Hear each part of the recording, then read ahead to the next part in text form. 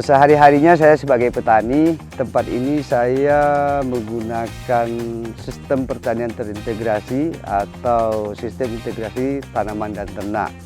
Untuk tanaman hortikultura saya lebih merasa tertarik di tanaman jahe yang memang sejak lama kami upayakan ini. Kalau pilihannya kenapa jahe, banyak keunggulan-keunggulan yang sebenarnya tidak pernah diketahui oleh para petani yang selama ini bergelut di bidangnya.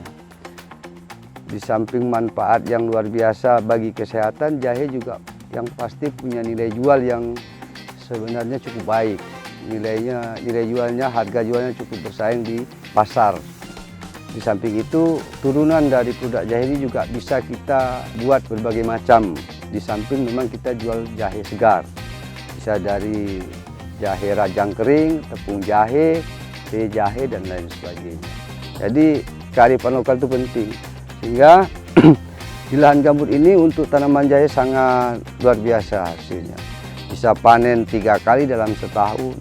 Di samping itu tanaman lain juga banyak untuk cocok untuk ditanam di lahan gambut, nanas, pete, jengkol, kemudian rambutan.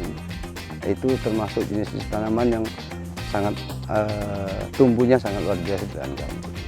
Nah, kembali kepada kalau saya pilih tanaman jahe ini, kita itu dibilang mahir mungkin iya. Samping itu juga kita juga udah berhasil mendaftarkan varietas baru jenisnya jahe menanjak dari Kubu Raya di Kementerian Pertanian Republik Indonesia tahun 2023. Sehingga ada kemudahan untuk pengadaan benih, ada kemudahan untuk kebutuhan benih di seluruh petani yang ada di Kubu Raya, Kalbar, bahkan se-Indonesia untuk kebutuhan benih jahe tersebut.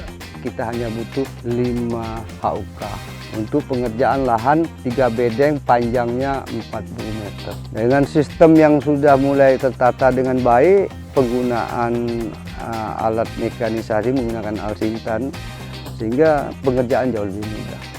Nah, itu pengerjaan yang efektif, mudah ini dengan bantuan mesin ini tentu mempengaruhi harga pokok produksi hasil tanaman yang kita hasilkan.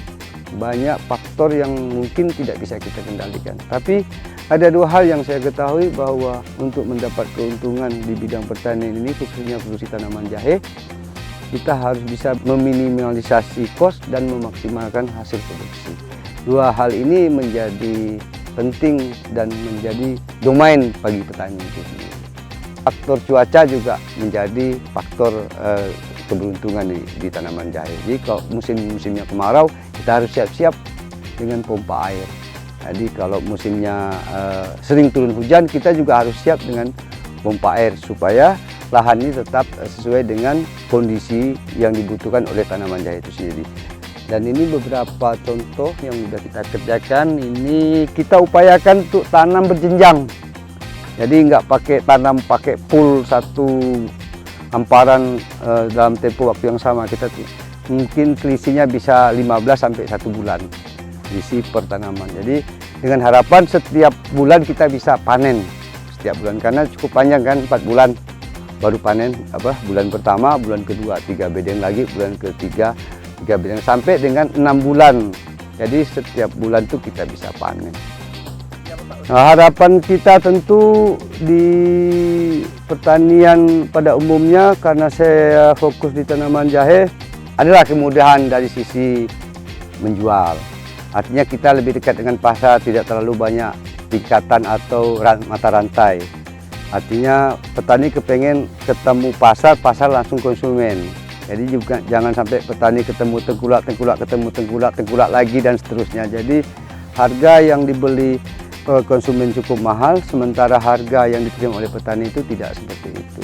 Jadi keuntungan itu bukan di petani, tapi di pemain yang ada di tengah tadi. Jadi demikian para petani di Kubu Raya, khususnya di Desa Tulung Pening, umumnya di dimanapun petani berada. Salam sehat, salam sejahtera. Mudah-mudahan kita mampu hadir untuk memberikan kontribusi terbaik bagi daerah dan negara serta bangsa. Terima kasih.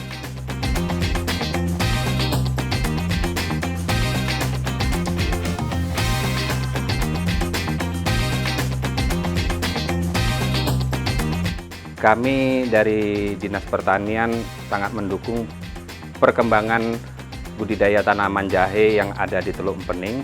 Salah satu dukungan kami dari Dinas Pertanian adalah melakukan pelatihan atau edukasi tentang pembuatan pupuk bokasi, bioorganik, salah satunya itu pembuatan trichoderma dan paenibacillus untuk penanggulangan penyakit yang biasa menyerang tanaman jahe.